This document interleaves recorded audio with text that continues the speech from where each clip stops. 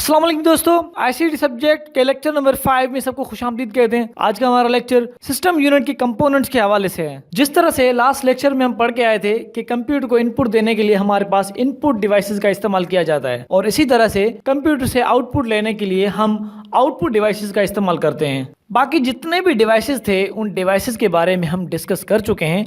आज हम इस मशीन के बारे में पढ़ेंगे। इस लेक्चर में सिस्टम यूनिट और कंपोनेंट्स ऑफ सिस्टम यूनिट शामिल हैं। हम जो कंप्यूटर इस्तेमाल करते हैं उसमें ये 4 मोस्ट इंपॉर्टेंट डिवाइसेस का इस्तेमाल किया जाता है। अब हमें ये पता है कि ये एलसीडी है, ये माउस है, ये कीबोर्ड है, लेकिन ये जो मशीन है ये क्या है?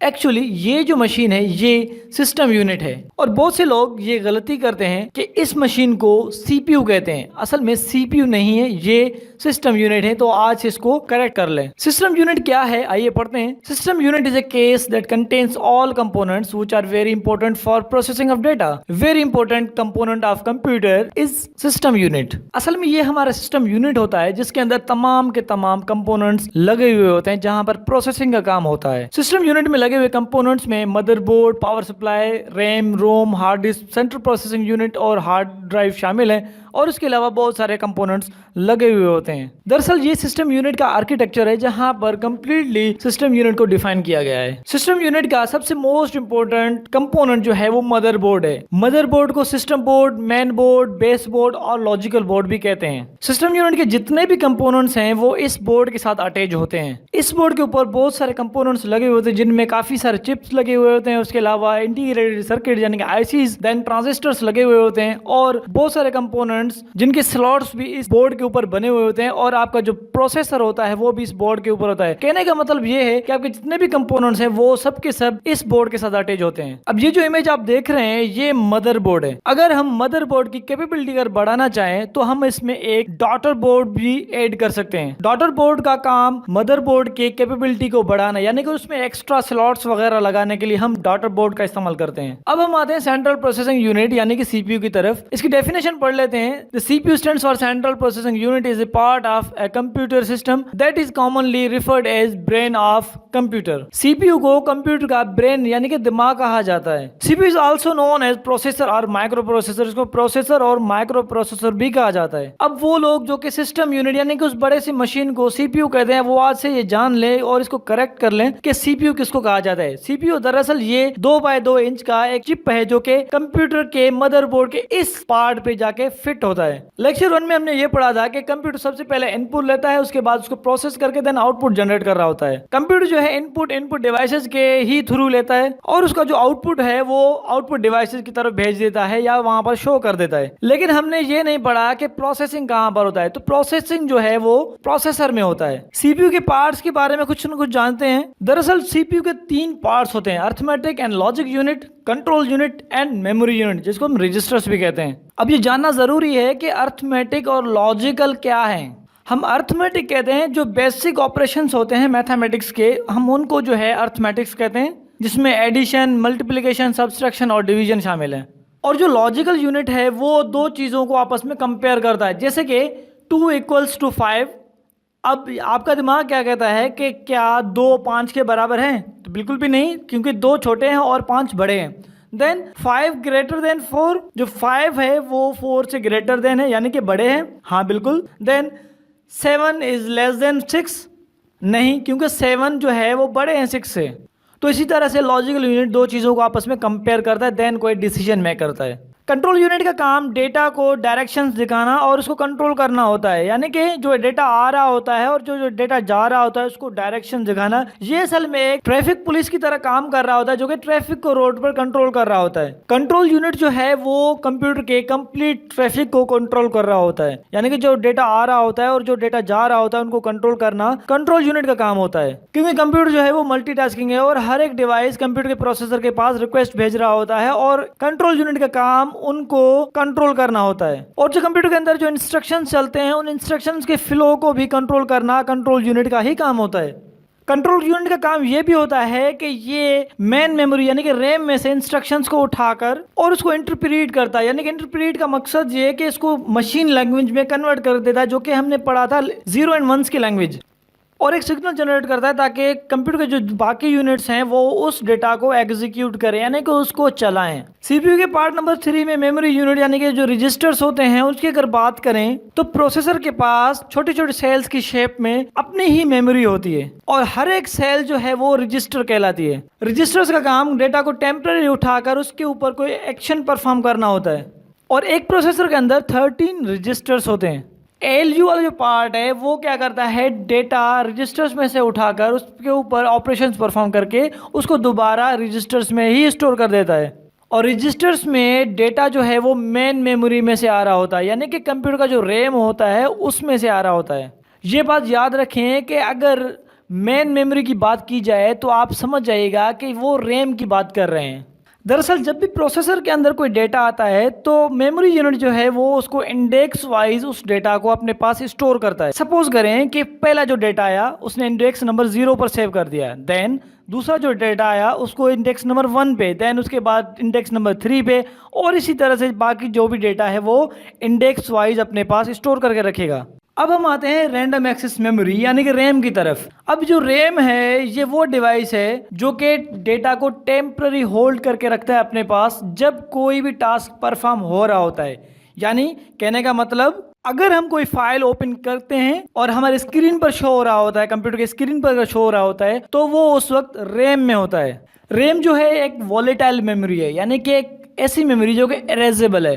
ریم جو ہے ایک وولیٹائل میموری ہے یعنی کہ وولیٹائل کا مقصد ایک اریزیبل. اگر لائٹ چلی جائے یعنی کہ کمپیوٹر اگر آپ کا آف ہو جاتا ہے تو ریم میں جو کچھ بھی ہوگا وہ پورے کا پورا اریز ہو جائے گا اور ریم جو ہے وہ بالکل ہی خالی ہو جائے گا اور اس میں کچھ بھی ڈیٹا نہیں رہے گا. رینڈم ایکسس میموری جو ریم ہے وہ اصل میں ریڈ اینڈ رائٹ میموری ہے یعنی کہ اس میں آپ ڈیٹا کو ریڈ بھی کر سکتے ہیں اور رائٹ بھی کر سکتے ہیں یعنی ڈیٹا اس میں لوڈ بھی کر سکتے ہیں, اس میں سے آپ نکال بھی سکتے ہیں. اب ریڈ اینڈ رائٹ ان دونوں کو پہلے سمجھتے ہیں کہ یہ اصل میں ہے کیا. سپوز کر لیں کہ ہمارے پاس ایک فائل ہے جس میں کچھ لکھا ہوا ہے اور وہ فائل اگر ہم اوپن کرتے ہیں تو اٹ مینس کہ وہ ریڈ ہو رہا ہے یعنی کہ کمپیوٹر نے اس کو ریڈ کر لیا یعنی کہ اس کو شو اگر کر دیا ہے. اگر کوئی تصویر بھی اگر اس کو ہم چلاتے ہیں تو مطلب کہ وہ ریڈ ہو رہا ہے.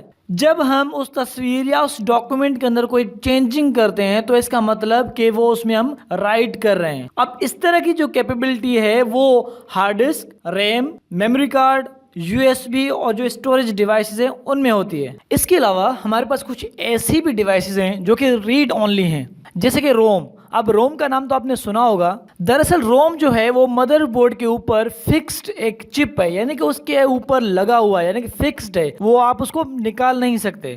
روم کی ڈیفینیشن پڑھتے ہیں. The contents of ROM are permanent یعنی کہ روم کے جو کنٹینٹس ہیں اس کے اندر جو کچھ بھی ہے وہ پرماننٹ ہے, وہ آپ اس کو ڈیلیٹ نہیں کر سکتے, جسٹ آپ ریڈ کر سکتے ہیں اس کو. It cannot be altered by user یعنی کہ جو اس کا یوزر ہے یعنی کہ جو بندہ جو اس کو چلا رہا ہے وہ اس میں کوئی چینجنگز نہیں کر سکتا. The content is written onto the ROM when it first made روم جب پہلی دفعہ بنتا ہے یعنی کسی کمپنی میں اس میں جو بھی ڈیٹا سیو کیا جاتا ہے وہی رہتا ہے, اس میں آپ کوئی بھی چینجنگز نہیں کر سکتے. روم keeps its contents even when the computer is turned off and so is known as non-volatile memory. اگر کمپیوٹر بند بھی ہو جائے تو روم میں جو بھی ڈیٹا ہے وہ کبھی بھی مٹتا نہیں کیونکہ اس میں وہ سیو ہے اور وہ ریڈ اونلی ہے اور پرماننٹ ہے, وہ کبھی بھی نہیں مٹتا. اور اسی لیے روم کو نان وولیٹائل یعنی کہ نان اریزیبل, نہ مٹنے والی ایک میموری ہے. یہ روم کے اندر کمپیوٹر کی جو مشین ہے اس کی کمپلیٹ سیٹنگز رکھی جاتی ہیں اور ان سیٹنگز کو آپ چینج نہیں کر سکتے کیونکہ روم جو ہے وہ ریڈ اونلی میموری ہے جس کو آپ صرف دیکھ سکتے ہیں لیکن آپ اس کو چینج نہیں کر سکتے یعنی کہ ان کے مینیوز کو آپ چینج نہیں کر سکتے. روم کے اندر بہت سارے فنکشنز رکھے گئے, ان فنکشن میں سے پوسٹ ایک فنکشن ہے. پوسٹ جو ہے وہ power on self test. Us post کا کام یہ ہے کہ جب بھی کمپیوٹر آن ہوگا تو آن ہوتے وقت جو پوسٹ ہے وہ چیک کرے گا کہ کی بورڈ اٹیچ ہے یا نہیں, ماؤس اٹیچ ہے, ہارڈ ڈسک پراپرلی اٹیچ ہے, جو ریم ہے وہ صحیح سے لگا ہوا ہے اور جو پروسیسر ہے وہ صحیح سے کام کر رہا ہے یا نہیں, اور باقی جتنے بھی کمپوننٹ جو کہ مدر بورڈ کے اوپر لگے ہوئے ہوتے ہیں ان کو چیک کرتا ہے. اگر یہ پراپرلی سب کے سب ٹھیک سے لگے ہوئے ہیں تو کمپیوٹر کو وہ آن کر دیتا ہے. لیکن اگر ان میں سے کوئی بھی ڈیوائس ٹھیک سے اٹیچ نہیں ہے تو پوسٹ والا جو فنکشن ہے وہ ایک ساؤنڈ جنریٹ کرے گا یعنی کہ ایک بیپ جنریٹ کرے گا, کمپیوٹر میں سے ٹین ٹین کی آواز آنے لگے گی. اور موسٹ मोस्ट कॉमनली जो टीं टीं की आवाज आती है यानी कि बीप की जो आवाज है वो रैम की वजह से आती है। अगर आपके साथ कभी भी ऐसा हो तो आप कंप्यूटर को ओपन करके रैम को निकाल कर आप दोबारा से लगा लें। लेकिन अगर फिर भी ना चले तो रैम जो है, रैम को आप निकाल कर इरेजर से इसके जो दांत था यानी कि जो गोल्डन इसकी जो पट्टियां हैं आप उनको इरेजर से साफ कर लें। उन पे थोड़ा सा कार्बन जम जाता है जिसकी वजह से रैम में मसला आ जाता है, रैम नहीं चलता। तो आपने ये जस्ट उसको थोड़ा साफ करना है, उसके बाद वापस लगा देना है और आपका कंप्यूटर फिर से ऑन हो जाएगा। मदरबोर्ड के ऊपर एक बैटरी लगी हुई होती है जिसको हम सीमोस बैटरी कहते हैं, और जो सीमोस बैटरी है वो है कॉम्प्लीमेंट्री मेटल ऑक्साइड सेमीकंडक्टर। इस सेल का काम ये है कि मदरबोर्ड में सेव कुछ ऐसी मेमोरी होती है जिसको पावर की जरूरत पड़ती है, यानी कि जहां पर date and time then passwords होते हैं, इस तरह के डेटा को कुछ ना कुछ पावर चाहिए होता है होल्ड रखने के लिए। अदरवाइज अगर आप इसको ये पावर नहीं देंगे तो ये डेट टाइम और इसके अलावा जो पासवर्ड्स हैं वो खत्म हो जाएंगे। कभी कभी ऐसा होता है कि बायोस पे पासवर्ड लग जाता है, तो बायोस पे पासवर्ड को रिमूव करने के लिए इस सीमोस बैटरी को 10 सेकंड के लिए रिमूव किया जाता है, यानी कि निकाला जाता है। निकाल कर आप एक दफा इस कंप्यूटर को ऑन कर लेते हैं, देन उसके बाद सीमोस बैटरी वापस आप फिट करें तो जितने भी जो है वो डेट और टाइम वो भी मिट जाएंगे, और इसके अलावा जो उसपे पासवर्ड्स लगे हुए होंगे वो पासवर्ड्स भी रिमूव हो जाएंगे। सिस्टम यूनिट के अंदर लगी हुई पावर सप्लाई का काम जो है वो तमाम कंपोनेंट्स को पावर सप्लाई करना होता है। पावर सप्लाई का काम अल्टरनेट करंट यानी कि एसी करंट को डायरेक्ट करंट यानी कि डीसी करंट में कन्वर्ट कर देना होता है, क्योंकि कंप्यूटर के कंपोनेंट्स को जो कि मदरबोर्ड पे लगे हुए होते हैं उनको अल्टरनेट करंट नहीं चाहिए होता, उनको डीसी करंट यानी कि डायरेक्ट करंट चाहिए होता है। देन हम आते हैं हार्ड डिस्क की तरफ। Hard disk is the secondary memory which is permanent memory. Hard disk के अंदर आप बहुत सारा डेटा सेव करके रख सकते हैं जो कि गीगाबाइट्स यानी कि जीबीज और टेराबाइट यानी कि टीबीज में हो सकता है। देन सिस्टम यूनिट के अंदर एक सीडी ड्राइव यानी कॉम्पैक्ट डिस्क ड्राइव भी लगी हुई होती है जिसका काम सीडी और डीवीडी के जो डिस्क है उनको चलाना होता है। पुराने जो कंप्यूटर्स आते थे उसमें फ्लॉपी ड्राइव लगा हुआ होता था, अब वाले जो सिस्टम्स आ रहे हैं उनमें फ्लॉपी ड्राइव को रिमूव कर दिया गया। अब जो न्यू सिस्टम्स आ रहे हैं उनमें फ्लॉपी ड्राइव नहीं आता। दोस्तों रोजमर्रा की जिंदगी में हम बसेस को ट्रांसपोर्टेशन के लिए इस्तेमाल करते हैं। इन बसेस को चलाने के लिए ड्राइवर्स होते हैं जो कि पैसेंजर्स को एक स्टॉप से दूसरे स्टॉप तक लेके जाते हैं। आपने कंप्यूटर के ड्राइवर्स का भी सुना होगा।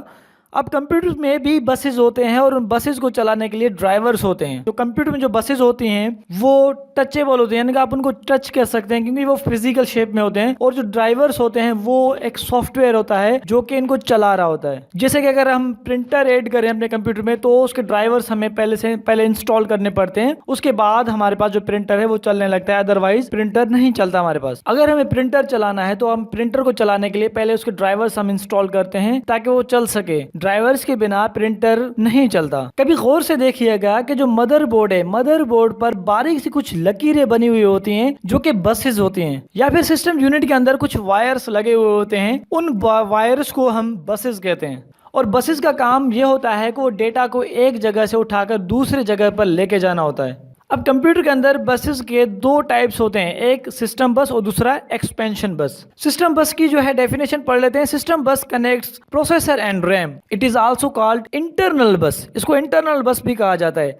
ये जो सिस्टम बस है, इस सिस्टम बस के 3 मजीद टाइप्स हैं, कंट्रोल बस, एड्रेस बस और डेटा बस। कंप्यूटर का जो प्रोसेसर होता है वो इन कंट्रोल बसेस को इस्तेमाल करके बाकी जितने भी डिवाइसेस हैं उनके साथ कम्युनिकेशन करता है, और ये यूनि डायरेक्शन यानी कि एक डायरेक्शन में काम करते हैं। और ये जो कंट्रोल बसेस हैं ये फिजिकल शेप रखते हैं, यानी कि ये केबल्स होते हैं या फिर सर्किट के ऊपर प्रिंटेड होती हैं। जो बारीक जो लकीरें होती हैं ये असल में कंट्रोल बसेस होती हैं। मदरबोर्ड के ऊपर जो बारीक सी लकीरें आप देखते हैं, और या फिर इस तरह के जो केबल्स हैं या फिर इस तरह के जो केबल्स हैं, ये सारे के सारे कंट्रोल बसेस होती हैं। सिस्टम यूनिट के अंदर कुछ कंपोनेंट्स ऐसे होते हैं जो कि डायरेक्टली मदरबोर्ड से कनेक्टेड नहीं होते, जैसे कि हार्ड डिस्क, सीडी ड्राइव। तरह के जो डिवाइसेस हैं उनको कनेक्ट करने के लिए इस तरह के वायर्स का इस्तेमाल किया जाता है, और ये जो वायर्स हैं ये एक्चुअली बसेस हैं। जब हम कीबोर्ड की मदद से कुछ लिख रहे होते हैं और वो स्क्रीन पर शो हो रहा होता है तो ये इस डेटा को कंट्रोल बस ही कंट्रोल कर रहा होता है।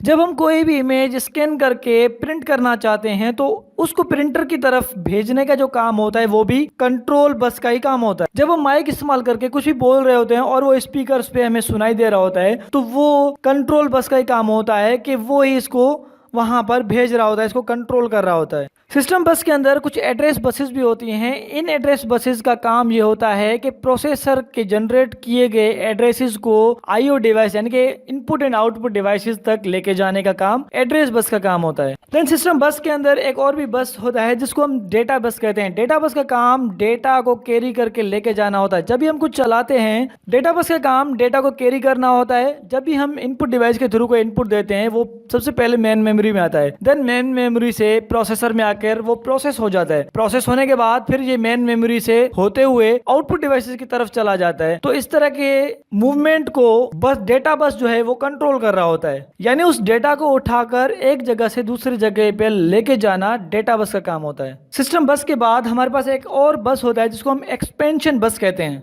इन बसेस का काम मदरबोर्ड पे लगे हुए जो कंपोनेंट्स होते हैं उनकी कम्युनिकेशन करवाना होता है। ये तो हो गए बसेस। अब हम आते हैं पोर्ट्स एंड कनेक्टर्स की तरफ कि पोर्ट्स एंड कनेक्टर्स क्या होते हैं। आप अपने कंप्यूटर के फ्रंट एंड बैक साइड पर अगर देखेंगे, वहां पर यूएसबी लगाने की जगह, माइक लगाने की जगह, देन हेडफोन्स को यूज करने की जगह, आप अपने कंप्यूटर की मशीन को जब आप चेक करेंगे तो वहां पर आपको बहुत सारे पोर्ट्स मिलेंगे। अगर आप फ्रंट साइड को देखेंगे, वहां पर यूएसबी लगाने की जगह और उसके अलावा हेडफोन लगाने की जगह आपको मिलेगी। देन अगर आप बैक साइड को चेक करेंगे, वहां पर आपको यूएसबी लगाने की बहुत सारी जगह, इथरनेट कनेक्टर लगाने की जगह, उसके अलावा पावर सप्लाई, वीजीए और उसके अलावा ऑडियो जैक्स आपको मिलेंगी। ये जितने भी पोर्ट्स हैं, ये तमाम इन पोर्ट्स को हम कंप्यूटर के पोर्ट्स एंड कनेक्टर्स कहते हैं, जिसमें हम पेरिफेरल्स लगाते हैं। पेरिफेरल्स का मतलब ये होता है वो डिवाइसेस जो कि सिस्टम यूनिट के पार्ट्स ना हो, वो बाहर एक्सटर्नल कुछ डिवाइसेस हों जो कि हम सिस्टम यूनिट के साथ कनेक्ट करें। उसके बाद हम expansion slots and adapter cards की तरफ आते हैं। क्या है कि जो मदरबोर्ड है उसके ऊपर कुछ एक्स्ट्रा स्लॉट्स दिए जाते हैं ताकि हम अपने सिस्टम यूनिट की कैपेबिलिटी को और मजीद बढ़ा सकें। और अगर मदरबोर्ड का कोई भी पार्ट खराब हो जाए तो हम कोई और कार्ड वहां पर लगाकर अपने कंप्यूटर को दोबारा से चला सकें। इस इमेज में पेरिफेरल कंपोनेंट इंटरकनेक्ट को दिखाया गया है जो कि पीसीआई है। अब होता क्या है कि जो मदरबोर्ड होता है, मदरबोर्ड में डिफरेंट पार्ट्स होते हैं। एक साउंड के लिए होता है, एक जो है वो इंटरनेट के लिए होता है, देन कुछ अलग अलग फंक्शनलिटीज के लिए पार्ट्स होते हैं। अगर इन पार्ट्स में से कोई भी एक पार्ट डैमेज हो जाए तो बजाय कंप्लीट मदरबोर्ड को चेंज करने के, आप इन स्लॉट्स को यूज करके सेम वही कार्ड्स इसमें आप अप्लाई कर सकते हैं और मदरबोर्ड को चेंज करने से बच सकते हैं।